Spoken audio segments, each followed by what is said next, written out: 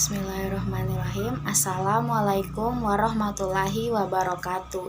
Saya Sherly Anggraeni dengan NIM A1H1200061 akan menjelaskan materi bab 5 sampai bab 9 mata kuliah pengantar pendidikan. Bab 5, pengertian fungsi dan jenis lingkungan pendidikan. A. Pengertian dan fungsi lingkungan pendidikan. Lingkungan pendidikan adalah latar tempat berlangsungnya pendidikan itu. Secara umum, fungsi lingkungan pendidikan adalah membantu peserta didik dalam berinteraksi dengan berbagai lingkungan sekitarnya, fisik, sosial, dan budaya, utamanya berbagai sumber daya pendidikan yang tersedia agar dapat dicapai tujuan pendidikan yang optimal. B. Tripusat pendidikan. Manusia sepanjang hidupnya selalu akan menerima pengaruh dari 3 lingkungan pendidikan utama, yakni keluarga, sekolah, dan masyarakat. Dan ketiganya disebut tripusat pendidikan. C. Pengaruh timbal balik antara tripusat pendidikan terhadap perkembangan peserta didik. Setiap pusat pendidikan dapat berperan memberi kontribusi yang besar dalam ketiga kegiatan pendidikan, yakni yang pertama, pembimbingan dalam upaya pemantapan pribadi yang berbudaya, yang kedua, pengajaran dalam upaya penguasaan pengetahuan, yang ketiga, pelatihan dalam upaya pemahiran keterampilan. Bab 6, aliran-aliran pendidikan. A. Aliran klasik dan gerak baru dalam pendidikan. Yang pertama, aliran-aliran klasik dalam pendidikan dan pengaruhnya terhadap pemikiran pendidikan di Indonesia. Yang pertama ada aliran empirisme, yang kedua ada aliran nativisme, yang ketiga ada aliran naturalisme, yang keempat ada aliran konvergensi, yang kelima pengaruh aliran klasik terhadap pemikiran dan praktek pendidikan di Indonesia. Yang kedua, gerakan baru pendidikan dan pengaruhnya terhadap pelaksanaan di Indonesia. Yang pertama yaitu ada pengajaran alam sekitar, yang kedua pengajaran pusat perhatian, yang ketiga sekolah kerja, yang keempat pengajaran proyek, yang kelima pengaruh gerakan baru dalam pendidikan terhadap penyelenggaraan pendidikan di Indonesia. B. 2 aliran pokok pendidikan di Indonesia. Yang pertama, perguruan kebangsaan taman siswa. Perguruan kebangsaan taman siswa didirikan oleh Ki Hajar Dewantara, lahir 2 Mei 1889 dengan nama Suwardi Suryaningrat pada tanggal 3 Juli 1932 di Yogyakarta, yakni dalam bentuk yayasan. Selanjutnya mulai didirikan Taman Indria, Taman Kanak-kanak dan Kursus Guru, selanjutnya Taman Muda SD, disusul Taman Dewasa merangkap Taman Guru Muloh Quek School. 2. Ruang lingkup pendidikan INS Kayu Tanam. Ruang pendidikan INS atau Indonesia Netherlands School didirikan oleh Muhammad Syafi'i, lahir di Matan, Kalimantan Barat tahun 1895 pada tanggal 31 Oktober 1926 di Kayu Tanam, Sumatera Barat. INS pada mulanya dipimpin oleh bapaknya, kemudian diambil alih oleh Muhammad Syafi'i. Dimulai dengan 75 orang murid, dibagi dalam 2 kelas, serta masuk sekolah bergantian karena gurunya hanya satu, yakni Muhammad Syafi'i sendiri. Bab 7, permasalahan pendidikan. A. Permasalahan pokok pendidikan dan penanggulangannya. Sistem pendidikan menjadi bagian yang tak terpisahkan dari kehidupan sosial budaya dan masyarakat, seperti suprasistem. Pembangunan sistem pendidikan tidak mempunyai arti apa-apa jika tidak sinkron dengan pembangunan nasional. B. Jenis permasalahan pokok pendidikan. Yang pertama yaitu masalah pemerataan pendidikan, yang kedua masalah mutu pendidikan, yang ketiga masalah efisiensi pendidikan, yang keempat masalah relevansi pendidikan. C. Saling berkaitan antara masalah-masalah pendidikan.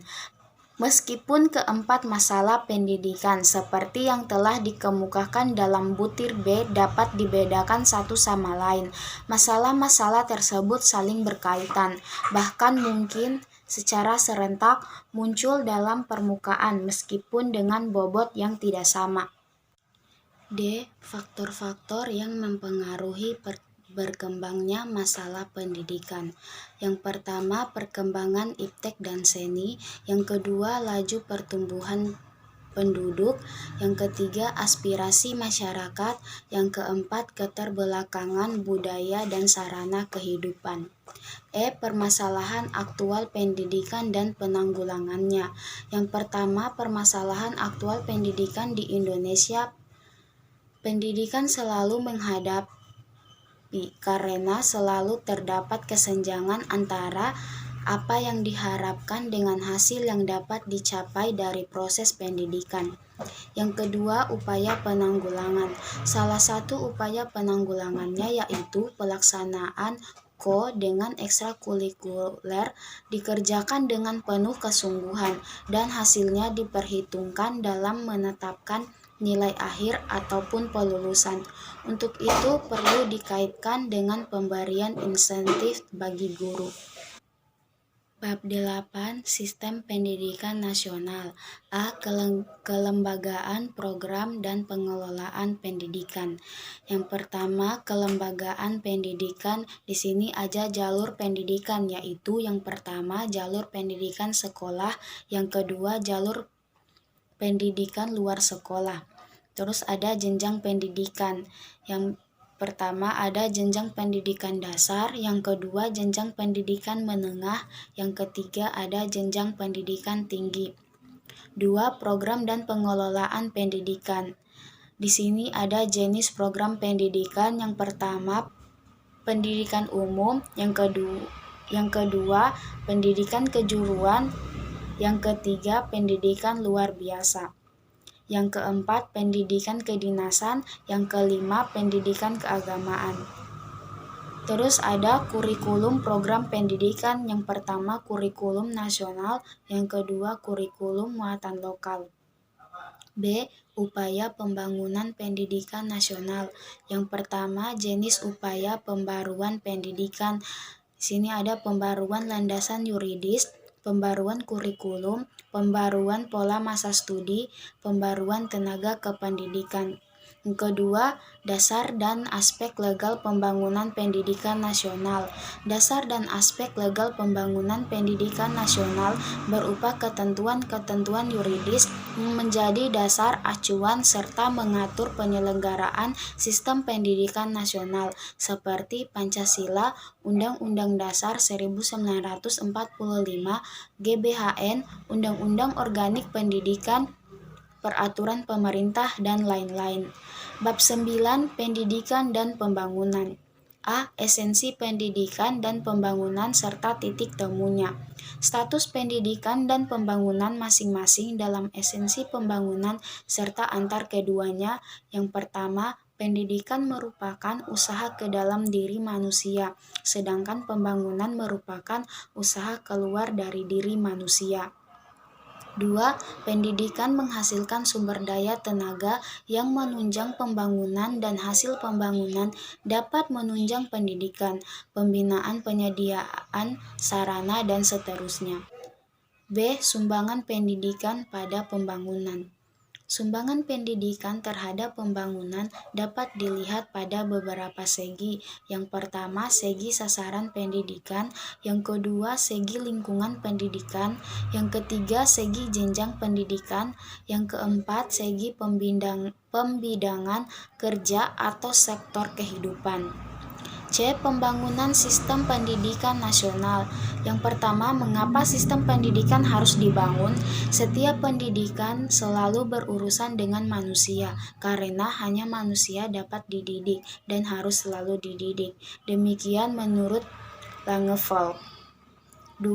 Wujud pembangunan sistem pendidikan. Secara makro, sistem pendidikan meliputi banyak aspek yang satu sama lain berkaitan erat, yaitu aspek filosofis keilmuan, tujuan nasional pendidikan. Yang kedua, aspek yuridis, yaitu berupa Undang-Undang Dasar 1945 sebagai landasan hukum pendidikan sifatnya relatif tetap. Ketiga, aspek struktur, yaitu berperan pada upaya pembenahan struktur pendidikan yang mencangkup jenjang dan jenis pendidikan. Terus yang keempat, aspek kurikulum, yaitu merupakan sarana pencapaian tujuan. Sekian pemaparan materi dari saya. Ada kekurangan